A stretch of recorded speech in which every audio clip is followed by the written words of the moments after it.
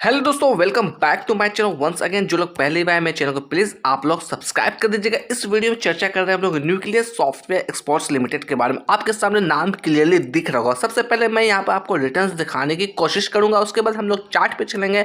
Chart पे चल के लेवल्स को एनालाइज करने की कोशिश करेंगे। पिछले एक साल से हम लोग बात कर रहे हैं रिटर्न्स के बारे में, तो लगातार यहाँ पर गिरावट देखने को मिल रही है। पिछले 6 महीने से कंपेयर कर लगभग 30% की गिरावट देखने को मिल रही है। पिछले एक महीने से हम लोग बात कर लगभग 6% की गिरावट है। पिछले एक हफ्ते से बात कर लगभग 6.5% की गिरावट इस स्टॉक्स में हमें देखने को मिली है। अगर मैं बात करूं यहाँ पर कॉर्पोरेट एक्शन के अंदर डिविडेंड को लेकर, तो देखिएगा 5 जुलाई 2024 को 12.5 रुपये शेयर के हिसाब से डिविडेंड दिया था। अगर वहीं हम लोग चर्चा करें साल 2023 में, तो वहां पर 10 रुपये शेयर के हिसाब से डिविडेंड दिया था। साल 2022 की बात करें तो वहां पर 7 रुपये शेयर के हिसाब से डिविडेंड दिया था। तो देखा जाए तो डिविडेंड आपको बहुत ही बेहतरीन नजर आता हुआ दिख रहा है ईयर ऑन ईयर बेसिस पे। हम लोग आ गए चार्ट पे, 1 डे के टाइम फ्रेम मैंने यहाँ पर चार्ट लगा रखा। सबसे पहले हम लोग लेवल्स को एनालाइज करने की कोशिश करेंगे। ये जो आप देख रहे हैं, ये इसका अब तक का हाई 1800 के लेवल्स को टच किया था जनवरी 2024 को, यानी कि ठीक आज से एक साल पहले। उसके बाद हम लोग देखा जाए तो कंटिन्यू गिरावट हमें देखने को मिली। यहाँ पर गैप डाउन खुला, फिर गैप डाउन खुला, फिर गैप डाउन खुला, लगातार कहीं ना कहीं गैप डाउन खुलता हुआ आ रहा है इस स्टॉक्स के अंदर। अगर मैं बात करूँ उसके Q3 के नतीजे को लेकर,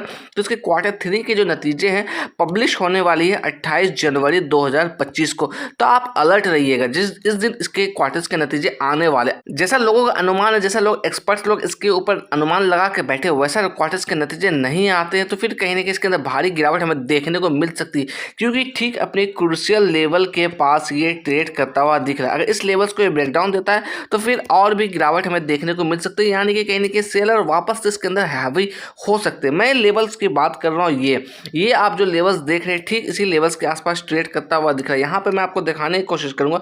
ये जो आप लेवल्स देख रहे हैं, ये है साल 2023 का लेवल। तो 2023 में ये लगभग 950 के आसपास ट्रेड करता हुआ दिख रहा था। यहाँ पे इसने से बार बार बॉटम बनाने की कोशिश की थी, यानी कि सपोर्ट बनाने की कोशिश की थी 950 के लेवल को।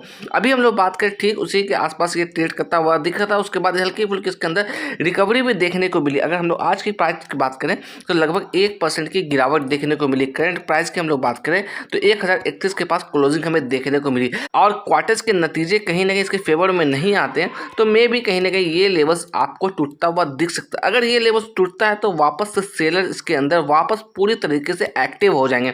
इसलिए अगर आप यहाँ पर एवरेज आउट करना चाहते हैं तो थोड़ा वेट कर लीजिए। अगर फ्रेश बाय भी करना चाहते हैं तो थोड़ा सा वेट कर लीजिए, क्योंकि यू नेवर नो क्वार्टर्स के नतीजे कैसे आने वाले हैं, क्योंकि अभी समय है इसके अंदर। अगर क्वार्टर्स के नतीजे अच्छे आते हैं तो मे भी यहाँ से अपसाइड का मूव दिखा सकता है। अगर एक्सपर्टीज के हिसाब से नंबर्स नहीं आते तो सिंपली यहाँ से गिरावट हमें देखने को मिल सकती है। अगर हम लोग चार्ट्स पे ये लेवल्स को एनालाइज करने की कोशिश करें तो देखिएगा लोअर हाई का फॉर्मेशन कंटिन्यू यहाँ पर होता हुआ दिख रहा है। अगर 1 डे की जगह पर मैं 1 वीक के टाइम फ्रेम में आपको दिखा दूं ताकि क्लियरली आप आइडेंटिफाई कर पाएंगे लेवल्स को, तो ये देखिएगा मैं किस लेवल्स की चर्चा कर रहा हूँ। ये जो लेवल्स है ये साल 2023 की है, जैसे मैं डिस्कस कर रहा हूँ ठीक उसी लेवल के आसपास ये वीक ट्रेड करता हुआ दिखा था। इसी लेवल से इसमें अपसाइड का मूवमेंट भी दिखाया।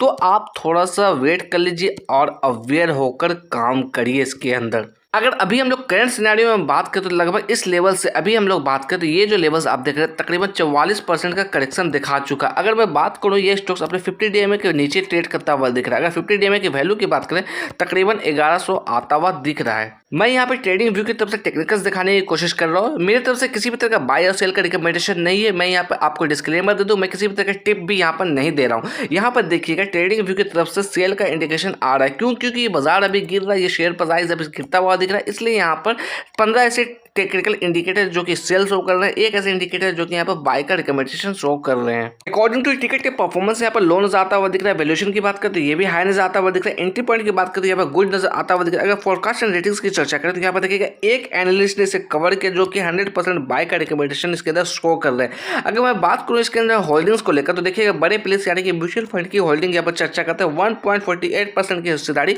म्यूचुअल फंड के पास है। इसके अंदर मैं अगर आपको छोटे रिटेलर्स का इन्वेस्टमेंट की वैल्यू दिखाऊं तो देखिएगा लगभग 12.5% यानी कि ऑलमोस्ट 13% की हिस्सेदारी यहाँ पर छोटे निवेशक के पास है। छोटे निवेशक वैसे निवेशक जिनकी इन्वेस्टमेंट की वैल्यू 2 लाख से कम नजर आती हुई दिख रही है। हम लोग नंबर्स में बात करें लगभग 43,103 छोटे रिटेलर्स ऐसे हैं जिनकी इन्वेस्टमेंट वैल्यू 2 लाख से कम है। तो कहीं ना कहीं छोटे रिटेलर्स कुछ ज़्यादा ही इंटरेस्टेड है इसके अंदर। परसेंटेज वाइज देखा तो तकरीबन 13% की होल्डिंग इनके पास है। तो आप सोच समझ के काम करिएगा, रिजल्ट को आने दीजिए, उसके बाद कहीं ना कहीं किसी भी तरह का आप डिसीजन लीजिएगा।